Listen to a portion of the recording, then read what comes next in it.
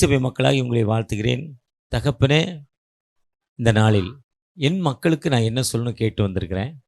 இன்றைக்கி அருமையாக காலையில் கொடுக்கப்பட்ட தலைப்பு லைஃப் சேவிங் ஃபெய்த். உலகெங்கும் பற்றுறுதி, வாழ்வை காக்கும் பற்றுறுதி, வாழ்வை காக்கும் விசுவாசம், வாழ்வு தரும் விசுவாசம். ஒவ்வொரு பேராயத்தில் உள்ள தலைப்பு ஜென்ரலாக லைஃப் சேவிங் ஃபெய்த். வாழ்க்கையை சேவ் பண்ணுறது விசுவாசம், உயர வைப்பது விசுவாசம். இதை ஒவ்வொரு பேராயமும் வித்தியாசமாக தமிழில் மொழிபெயர்த்திருக்காங்க. உயிர் காக்கும் பற்றுறுதி, வாழ்வு காக்கும் பற்றுறுதி, வாழ்வை காக்கும் விசுவாசம், வாழ்வு தரும் விசுவாசம். பொதுவாக நம்ம விசுவாசம் என்பது நம்பப்படுகிற உறுதியும் காணப்படாத நிச்சயம். எபிரேயர் 11:1.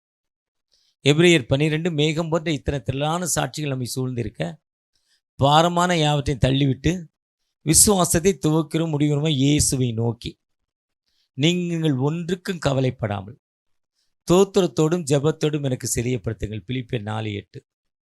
பேதுரு 1 பேதுரு 5:7. அவர் உங்களை விசாரிக்கிறவனாலும் கவலையெல்லாம் அவர் மேலே வச்சுருங்க. சங்கீதம் 55:22. கர்த்தர் மேல் பாரத்தை வச்சிரு. என் வெயிட்டை இறக்கி கர்த்தர் மேலே வச்சுட்டு நீ ஃப்ரீயாக ராத்திரி தூங்கு.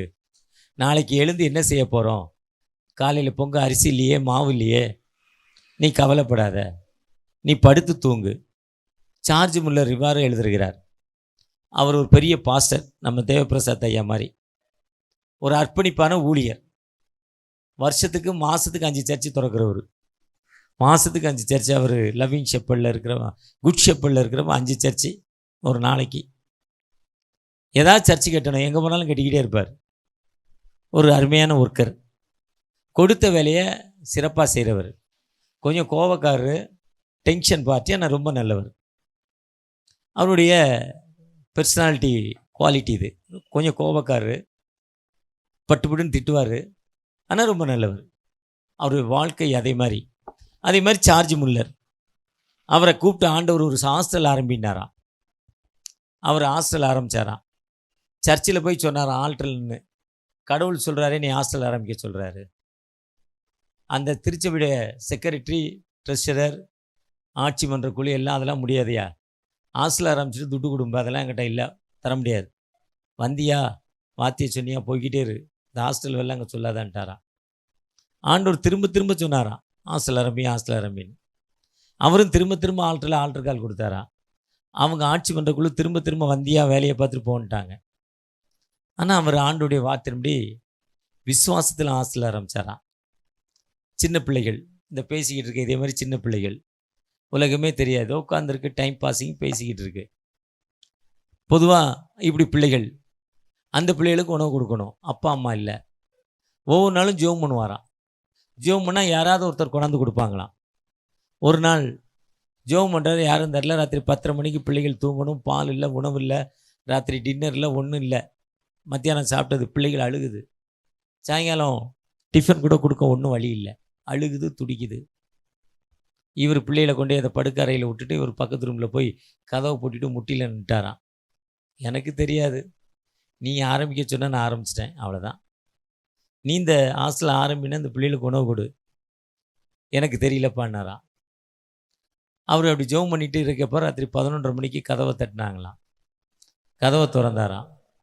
ஒரு பால் வண்டிக்காரு சொன்னாரா, டேங்கரில் பால் கொண்டு போனோம், எங்கள் வண்டி பிரேக் டவுன் ஆகிடுச்சு, இங்கேருந்து எங்கள் பார்ட்ஸ் வர்றதுக்கு ஒரு 12-14 மணி நேரம் ஆகும். அதுக்குள்ளே இந்த பால், இந்த டேங்கரில் இருக்க பால் புளிச்சிரும், கெட்டு போகும். அதனால் என்ன செய்யறதால கிராமத்து, இந்த வடமதுரை கிராமத்தை கூப்பிட்டு எடுத்துக்கோங்கன்னோம்.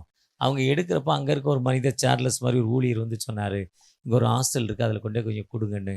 உங்களுக்கு ஒரு 200 லிட்டர் பால் கொண்டாந்து கொடுத்தாங்களாம் ராத்திரி 12 மணிக்கு. பொதுவாக கர்த்தரை நம்புகிறவன் செழிப்பான், கர்த்தரை நம்புகிறவன் உயர்ந்த அடைக்கலத்தை வைக்கப்படுவான், கர்த்தரை நம்புகிறவன் மரணத்தை காண்பதில்லை, கர்த்தரை நம்புகிறவன் ஜீவனுள்ள தேசத்தில் நடப்பான், கர்த்தரை நம்புகிறவன் பாக்கியவான், கர்த்தரை மனிதன் நம்புகிறவனோ கரளையாய் போன செடி. நேற்று பெஞ்ச மழையில் இன்னைக்கு போனச்ச காளான் மாதிரி. மனுஷனை நம்புவதை பார்க்கலும் கர்த்தர் மேல் பற்றுதாய் இருப்பது நலம். கர்த்தரை நம்பிகள் சீயோனிலே அசைக்காமல் இருப்பார்கள். 125 சொல்கிறார்.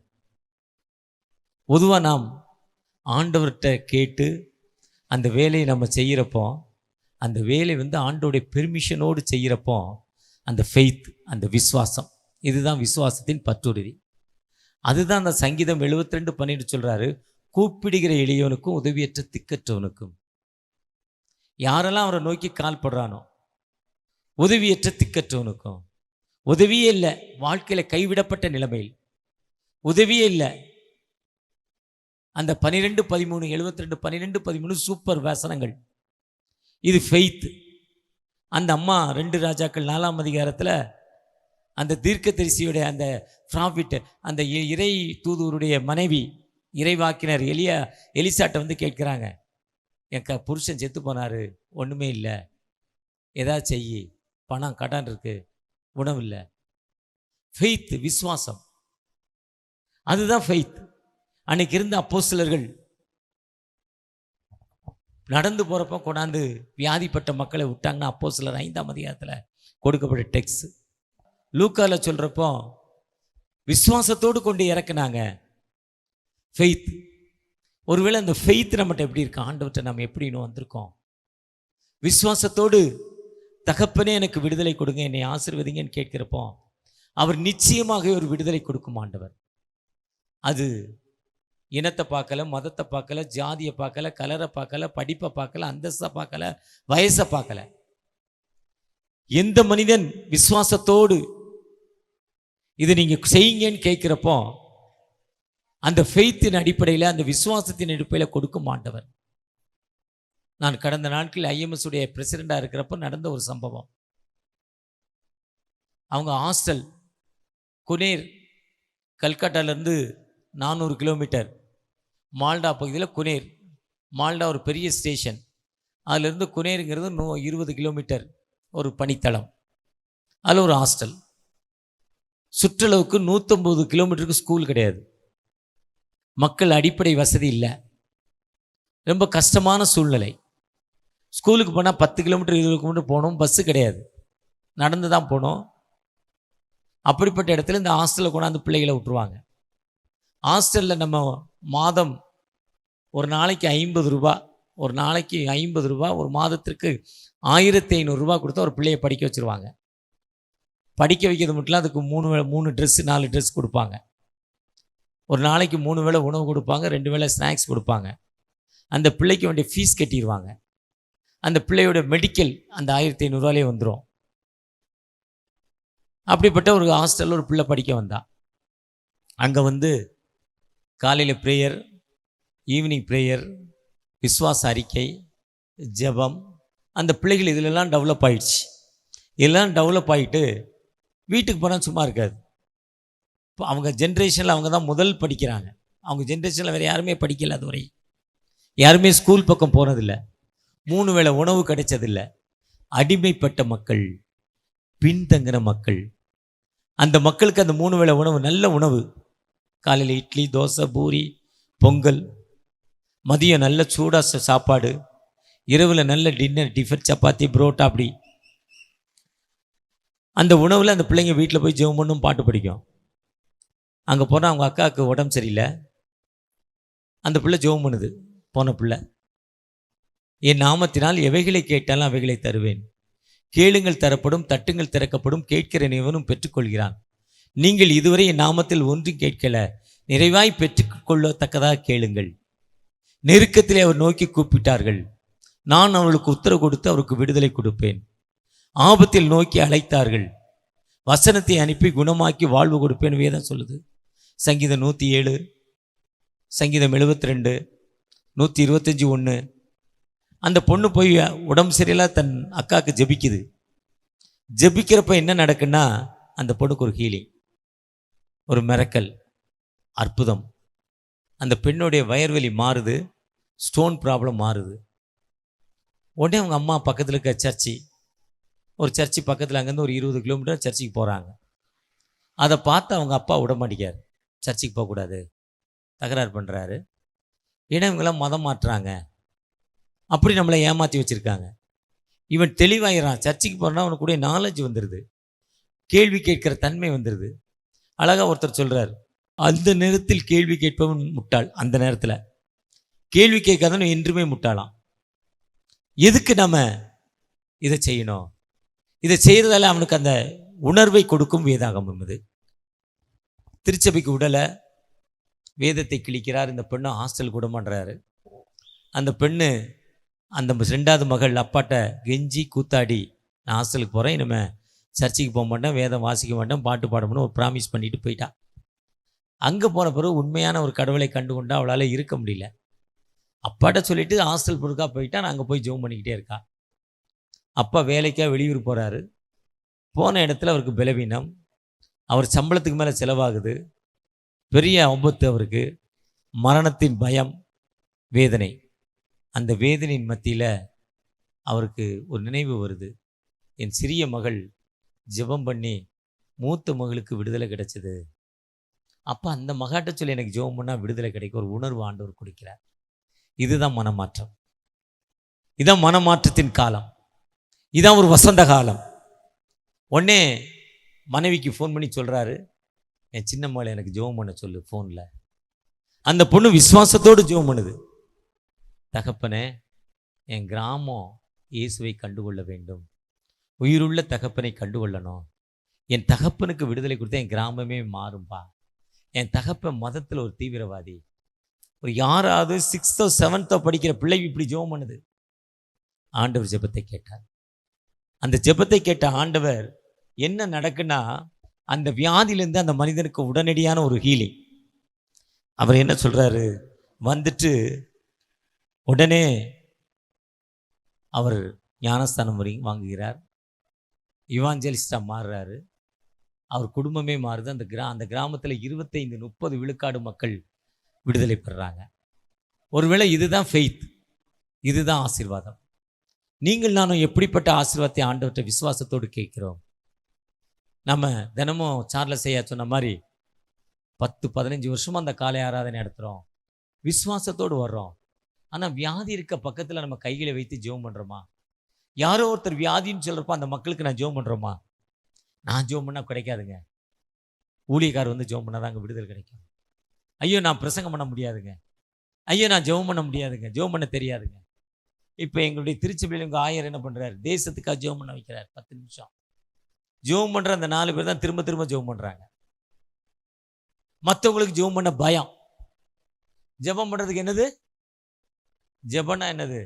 அப்பாட்ட பேனா இல்லை, பென்சில் இல்லை, அரிசி இல்லை, சக்கரை இல்லை, சீனி இல்லை, ட்ரெஸ்ஸு வாங்கி கொடு, இதுதான் ஜெபம். வாங்கி கொடுப்பான்னு கேட்குறோம்ல. கடைக்கு போயிட்டு வருவோம், 2 பக்கோடா பெரிய பாளையத்தில் வர்றப்பா சக்கரவர்த்தியில் நல்ல ஸ்பெஷல் பால் சூப்பராக இருக்கும், ஒரு கப்பு வாங்கிட்டு வான்னு சொல்கிறேன்ல. இதுதான் ஜெபம். ஜெபம் என்பது வேற காரியம் இல்லை. அந்த ஆண்டவர் நமக்குள்ள இருக்கிறார். அந்த ஆண்டவர்கிட்ட எப்படிப்பட்ட மக்களாய் காணப்படுகிறோம்? ஜெபம் என்பது ரொம்ப ஒரு சாதாரண எளிமை. பயப்படுறோம். அப்பா அம்மாட்ட என்ன கேட்குறோமோ, அண்ணன் தம்பிகிட்ட என்ன கேட்குறோமோ அதைத்தான் கடவுள்கிட்ட கேட்க போகிறோம், ஆண்டவர்கிட்ட.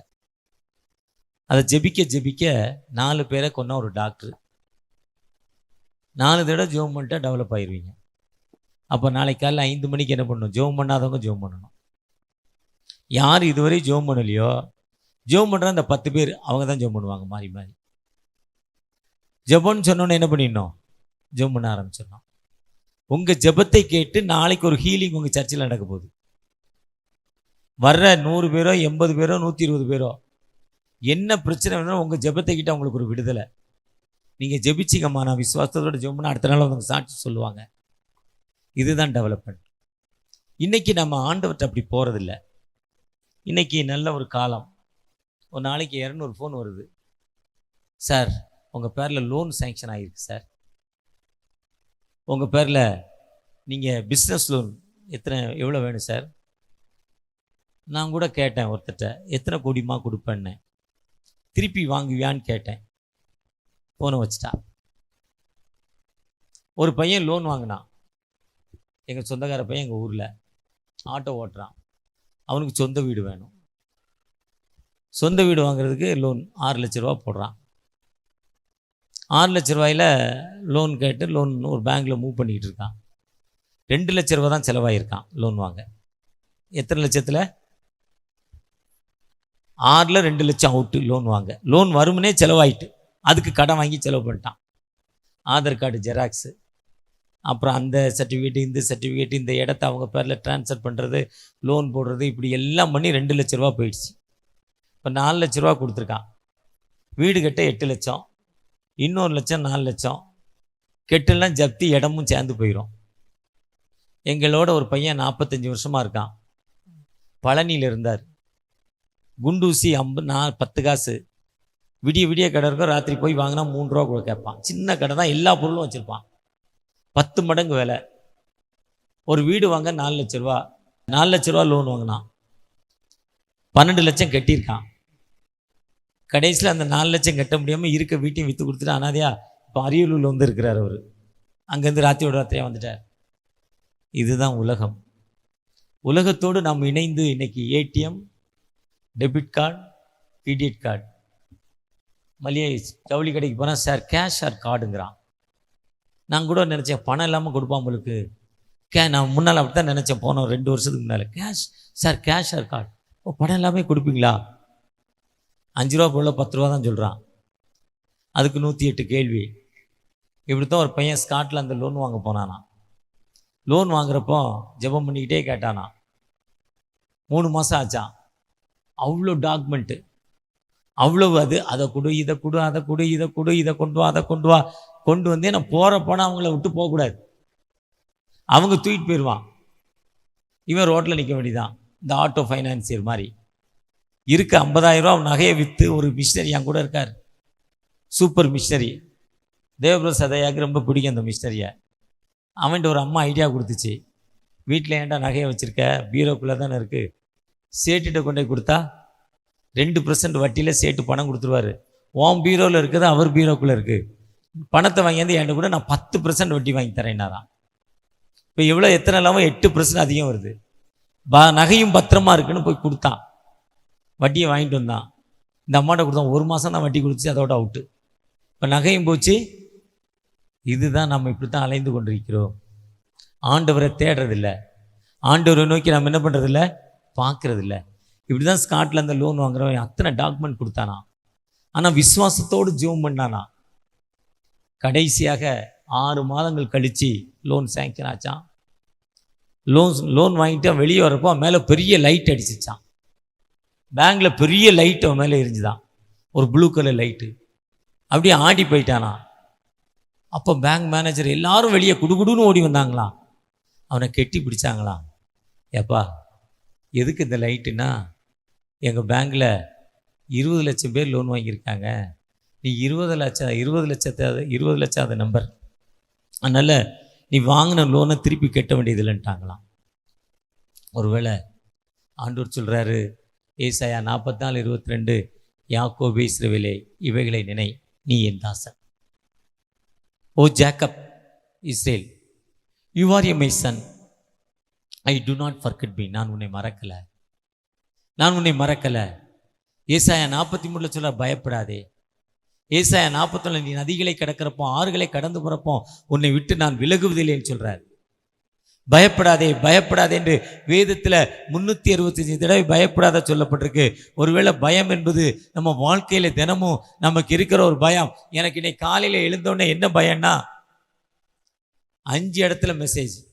இன்னைக்கு நேரத்துக்கு போவானா தெரில, 5 மெசேஜ் என்ன பேசுவேன்னு எனக்கு தெரியல. அப்படி ஒரு பயம், என்னை அறியாத ஒரு பயம். இப்படி ஒவ்வொருத்தருக்கும் ஒரு பயம், தேவையில்லாத பயம், தேவையில்லாத ஃபியர். ஆனால் ஆண்டவர் சொல்கிறாரு, பயப்படாதே, நான் உன்னோடு இருக்கிறேன். நம்ம லோன் வாங்க முன்ன உலக பிரகாரமாய் ஜெபித்து லோன் வாங்குங்க. கடவுள்கிட்ட வீடு வாங்கணும்னு நினைக்கிறீங்க, உங்கள் வீட்டை கட்டணும்னு நினைக்கிறீங்க. மச்சனை கட்டிட்டார் பெரிய வீடு, கொழுந்தன் கட்டிட்டார் பெரிய வீடு, அக்கா கட்டிட்டாங்க பெரிய வீடு. நம்ம ஏன் கட்டக்கூடாது? லோன் கொடுக்குறேங்கிறாங்களே, லோனை வாங்கி கட்டிட்டா தான் லோன் கட்டிடலாமல் நினைக்கிறீங்க. ஆனால் கெட்டு முன்ன, லோன் வாங்க முன்ன சில நிமிடங்கள் ஆண்டுடைய சன்னிதானத்தில் காத்திருந்து ஜெபம் பண்ணுங்க. வேதம் சொல்லுது, என் கட்டளைப்படி நடந்தால் என் உலகத்துள்ள சகல ஜாதிகளும் உன்னை மேன்மையாக வைப்பேன்கிறார். நீ போகையிலும் ஆசீர்வதிக்கப்படுவாய், வருகையிலும் ஆசீர்வதிக்கப்படுவாய். உன் மா பேசுகிற தொட்டி ஆசீர்வதிக்கப்படும், உனக்கு விரோதமாய் ஒரு வழியாய் வருவார்கள், 7 வழியாய் ஓடி போவார்கள். நீயோ கடன் வாங்காதிருப்பாய், அநேக ஜாதிகளுக்கு கடன் கொடுப்பாய். ஒருவேளை விசுவாசத்தின் அடிப்படையில் நம்ம கடன் வாங்காம இருக்கிறது போதும், இந்த குடிசை எனக்கு போதும், இந்த ஓட்டு வீடு தெரியும், என் கஷ்டம் ஆண்டவருக்கு தெரியும், இந்த வெயிலின் கொடுமை, அந்த சிமெண்ட் ஷீட் கீழே வெயிலோட கொடுமை எனக்கு தெரியும், சீமை ஓட்டோட வெயில் எனக்கு தெரியும், 2 வருஷத்துக்கு முன்னால் ஒரு வருடம் ஓலையை மாற்றுறதுக்கு இவ்வளோ கஷ்டம் இருக்குது அவருக்கு தெரியும். அவர் சொல்கிறாரு, நான் உன்னை பற்றி அறிஞ்சிருக்கேன்ப்பா, உன் மதில்கள் எனக்கு முன்பாக இருக்கு, உன் பிரச்சனைகள் எனக்கு தெரியும். ஆனால் அதிதீன் காலத்தில் ஆண்டவர் நேர்த்தியாய் செய்திருக்கிறார்.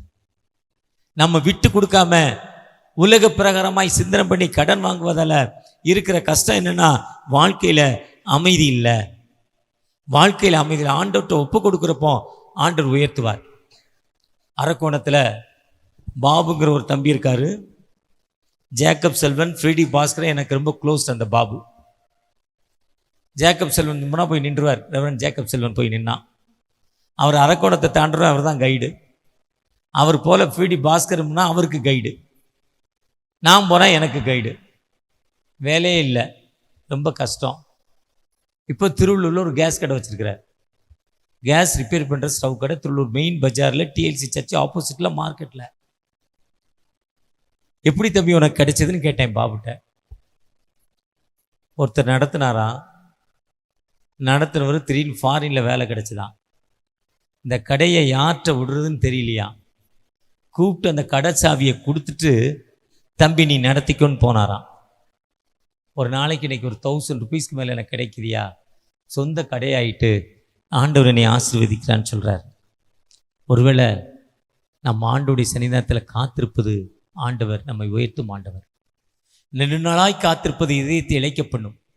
விரும்பினது வரும்போதோ ஜீவ விருட்சம் போல் இருக்கும்.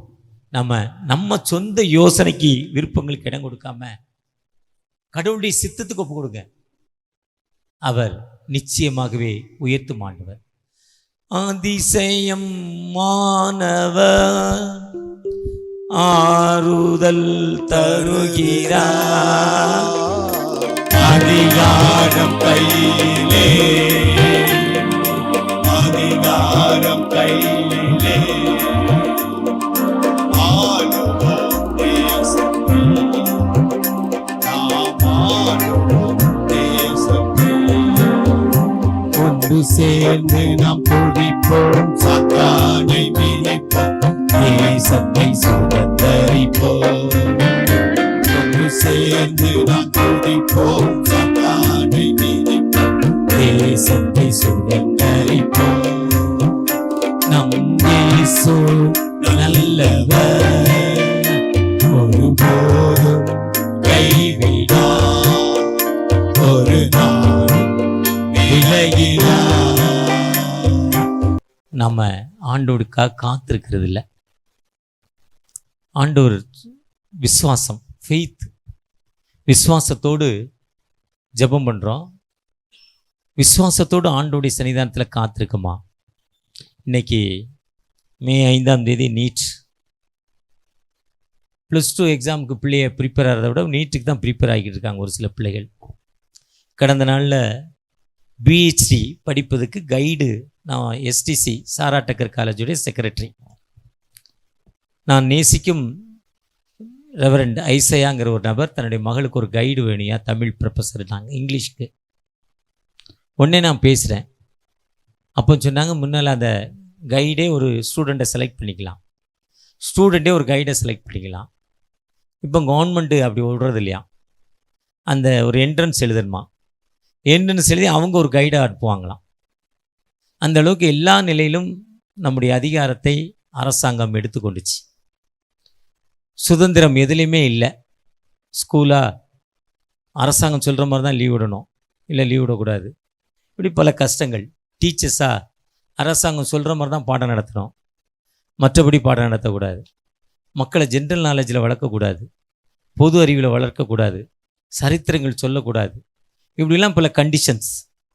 இன்றைக்கி நீட் எக்ஸாம் தேர்வில் வெற்றி. ஒருத்தர் சொன்னார், இன்றைக்கி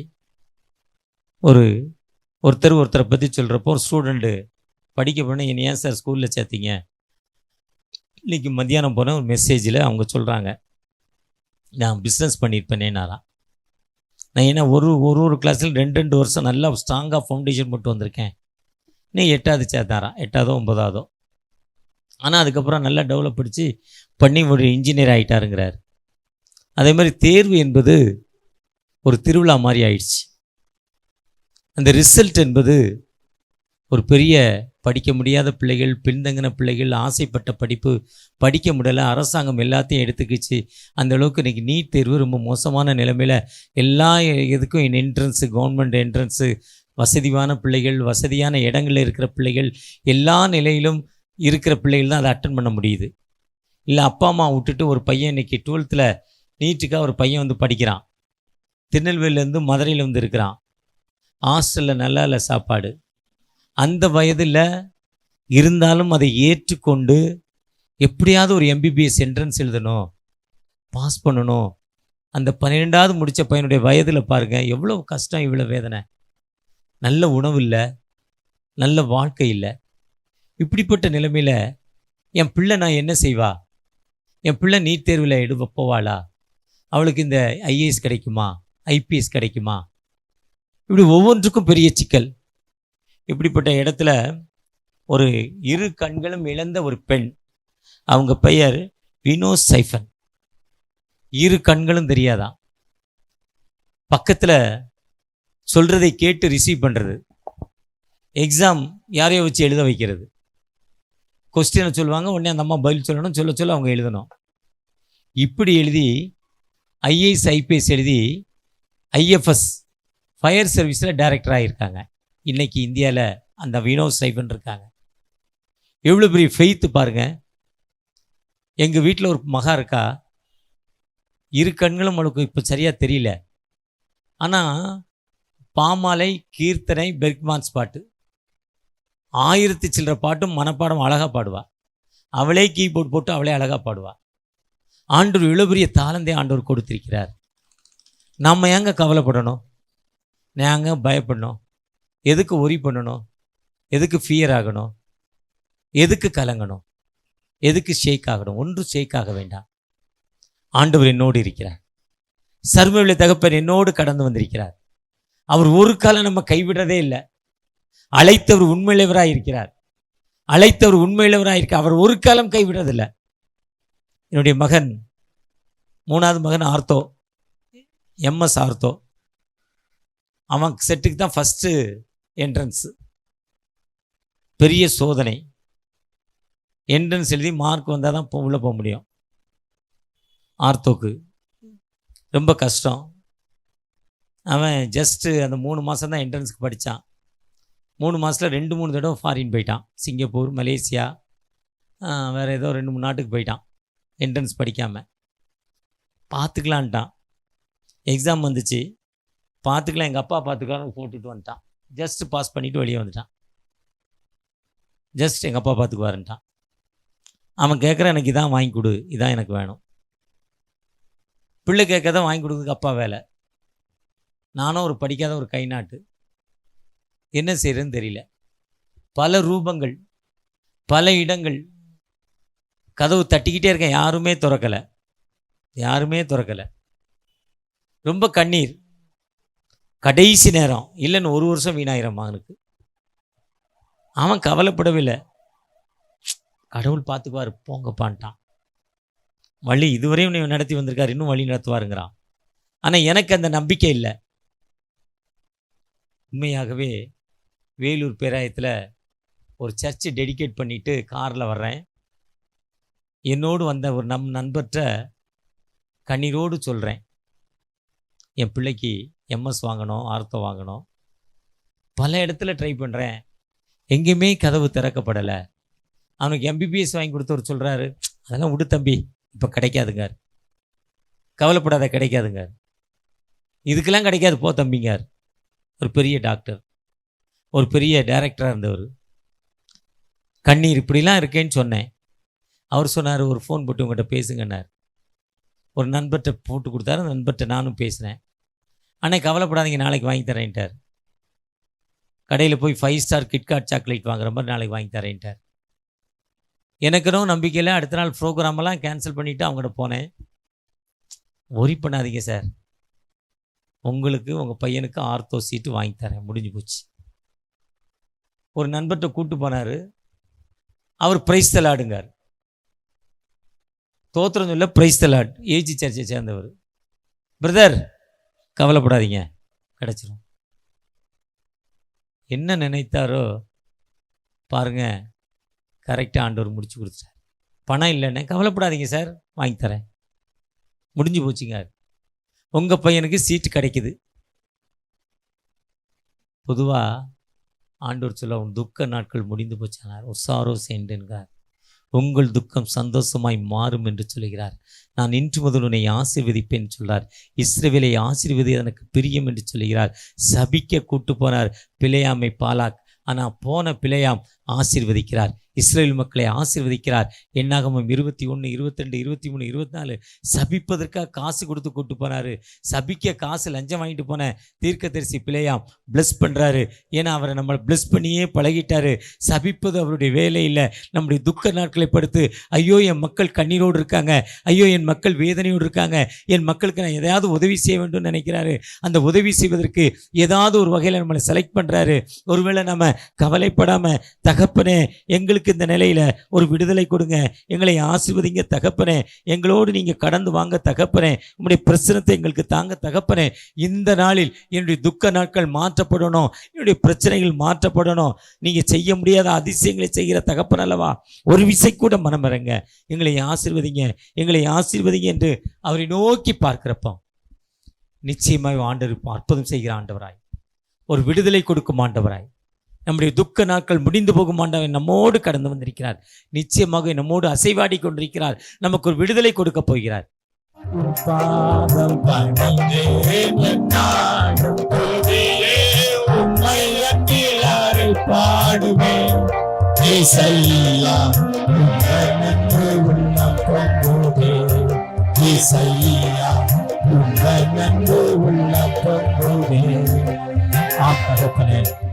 உங்களை நோக்கி பார்க்கிறப்பா, மனமிறங்கப்பா, மனமிறங்க தகப்பனே.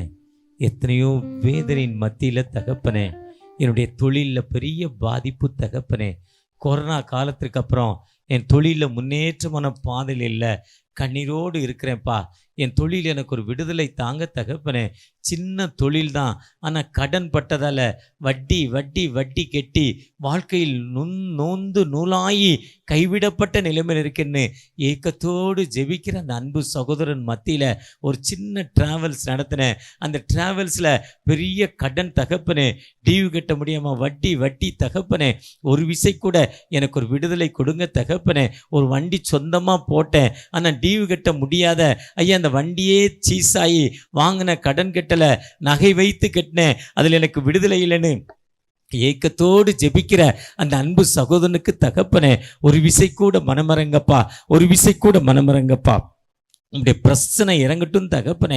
என்னுடைய கடன் நிமித்தம் என் மனைவி என்னை விட்டுட்டாங்க, என் பிள்ளைகள் என்னை கைவிட்டுட்டாங்க, உணவுக்கு இல்லாத நிலைமையில் இருக்கேன்னு ஏக்கத்தோடு ஜெபிக்கிற அந்த அன்பு மகன் மேலே உங்களுடைய பிரச்சனை இறங்கட்டும் தகப்பனே. ஒளி வழி நடத்தில் இறங்கட்டும் தகப்பனே. ஒரு விதமான வியாதி தகப்பனே எங்கள் வீட்டில் தகப்பனே, முதல்ல கணவருக்கு வந்துச்சு, எனக்கு வந்துச்சு, என் பிள்ளைகளுக்கு வந்துச்சு, இப்போ பேர பிள்ளைகளுக்கு வந்திருக்குப்பா. இந்த வியாதி எங்கள் வீட்டை விட்டு போகலை. ஒரு விதமான அந்த வியாதியிலிருந்து எனக்கு ஒரு விடுதலை கொடுங்க, என்னை ஆசீர்வதிங்கன்னு ஏக்கத்தோடு ஜெபிக்கிற அந்த அன்பு பிள்ளைகளுக்காக மனமிறங்க தகப்பனே, மனமிறங்க. திருமணத்திற்காக காத்திருக்கிற என் மகளுக்கு ஏற்ற நல்ல துணை இல்லப்பா, நல்ல துணை இல்லை தகப்பனே. மகளுக்கு நல்ல கணவர் கிடைக்கல தகப்பனே. ஏக்கத்தோடு நீங்க திருமணத்தை அந்த வேதாகமம் ஆரம்பிக்குதுப்பா. அந்த திருமணம் என் வீட்டில் தடை தடை தடை, மனதில் மகளுடைய வயதோ அதிகம், மகனுடைய வயதோ அதிகம், அந்த தடைகள் நிமித்தம் ஜெபிக்கிற அந்த அன்பு பிள்ளைகளுக்கு மனமிறங்கப்பா. உம்முடைய பிரச்சனை இறங்கட்டும், உம்முடைய கிருபையின் கரம் இறங்கட்டும், உம்முடைய இரக்கத்தின் கரம் இறங்கட்டும் தகப்பனே, உம்முடைய விடுதலையின் கரம் இறங்கட்டும் தகப்பனே. ஒரு விதமான ஸ்டோன் ப்ராப்ளத்துல தகப்பனே, எத்தனையோ மருந்துகள் ஸ்டோன் என்னை விட்டு போகல, ஆபரேஷன் முடிஞ்சோம், திரும்ப 6 மாதத்தில் ஸ்டோன் ஃபார்ம் ஆகி நான் கஷ்டத்துல இருக்கிறேன், எனக்கு அந்த ஸ்டோன் வியாதியிலிருந்து ஒரு முழுமையான விடுதலை கிடைக்குமா? ஏக்கத்தோடு இந்த இடத்துல கைகளை வைத்து ஜெபிக்கிற அந்த அன்பு சகோதரிக்கு தகப்பனே, உன் துக்க நாட்கள் முடிந்து போச்சு, நான் இன்று முதல் உன்னை ஆசீர்வதிப்பேன் வார்த்தைப்படி அந்த ஸ்டோன்ல இருந்து முழுமையான விடுதலை இந்த ஈஸ்டருக்குள்ள தகப்பனே. அந்த மகள் திருச்சபையில் வந்து சாட்சி சொல்லணும், ஆண்டவரின் விண்ணப்பத்தை கேட்டார், என் கண்ணீரை கண்டார், எனக்கு வாழ்வு கொடுத்தார், அந்த ஸ்டோன்ல இருந்து ஒரு முழுமையான விடுதலை தகப்பனே. தைராய்டுங்கிற ஒரு புதிய வியாதி தகப்பனே என்னை பற்றி கொண்டிருக்கு, எனக்கு விடுதலை கிடைக்குமா? சுகர் வியாதி, பிரஷர் வியாதி, சால்ட்ல இருந்து எனக்கு விடுதலை கிடைக்குமா? எல்லாம் எனக்கு இருக்கு, சுகர் இருக்கு, பிரஷர் இருக்கு, சால்ட் இருக்கு, தைராய்டு இருக்கு, மரண பயத்துல இருக்கிறேன், எத்தனைக்கு மாத்திரை சாப்பிடுவது ஏக்கத்தோடு ஜெபிக்கிற அந்த குடும்பத்தின் பிள்ளைக்காக, அந்த மகளுக்காக ஜெபிக்கிறேன் தகப்பனே. ஒரு விசை கூட மனமிறங்க, உம்முடைய பிரசனம் அந்த மகளோடு இறங்கட்டும், உம்முடைய வல்லமை அந்த மகளோடு இறங்கட்டும், அந்த அபிஷேகம் அந்த மகளோடு இறங்கட்டும் தகப்பனே. ஒரு விசை கூட ஆசீர்வதிங்க. உம்மை நோக்கி பார்த்த முகங்கள் ஒரு காலம் வெட்கப்பட்டு போனதில்லை. யாரெல்லாம் விசுவாசத்தோடு போய் ஜெபித்திருக்காங்களோ, யாரெல்லாம் நம்பிக்கையோடு ஜெபித்திருக்காங்களோ, கர்த்தரை நம்புகிறவன் உயர்ந்த அடைக்கலத்தில் வைக்கப்படுவான் வார்த்தைப்படி யாரெல்லாம் நம்பிக்கையோடு ஜெபித்திருக்காங்களோ அந்த மக்களை நீங்க தொட்டிருக்கீங்க, விடுதலை கொடுத்திருக்கீங்க. என்ன நோக்கத்தோடு ஒரு தூரமான இடத்திலிருந்து கடந்து வந்திருக்காங்க, வந்த நோக்கங்கள் நிறைவேற்றப்படணும். ஒரு நோக்கத்தோடு இன்னைக்கு எனக்கு இந்த வாழ்வு கிடைக்குமா, எனக்கு இந்த விடுதலை கிடைக்குமா, அவங்க ஜெபிச்சுட்டு வந்திருக்காங்கப்பா. அந்த ஜெபத்தின் அடிப்படையில அந்த பிள்ளைகளுக்கு ஒரு விடுதலை, ஒரு விடுதலை, விடுதலை. ஆசீர்வதிங்க, ஆசீர்வதிங்கப்பா. என்ன நோக்கத்தோடு இந்த வளாகத்துல, இந்த வடமதுரை CSI சர்ச் ஆலயத்துடைய உம்முடைய இல்லத்தின் வளாகத்துல இந்த நற்செய்தி மேடையிலிருந்து நல்ல செய்தி கடந்து போயிருக்கோ, விடுதலின் செய்தி கடந்து போயிருக்கோ, அந்த செய்தி நிறைவேற்றப்பட்ட செய்தியாய் வார்த்தை அனுப்பி குணமாக்கி இக்கட்டுகளிலிருந்து வாழ்வு கொடுக்கிறீங்க. சங்கீதம் 107:20 ஆபத்தில் அவர் நோக்கி என்னை கூப்பிட்டார்கள், அவர்கள் இக்கட்டுகளிலிருந்து விடுதலை கொடுத்தேன் என்று 107:19-15 சொல்லுகிற பிரகாரமாய் கூப்பிட்ட மக்களுக்கு நீர் விடுதலை கொடுத்திருக்கீங்க, ஆசீர்வதித்திருக்கீங்க. நன்றி தகப்பனே, நன்றி தகப்பனே, நன்றி. அறுவடை மிகுதியாலோ இல்லை, அன்பரின் கதறல் கேட்டு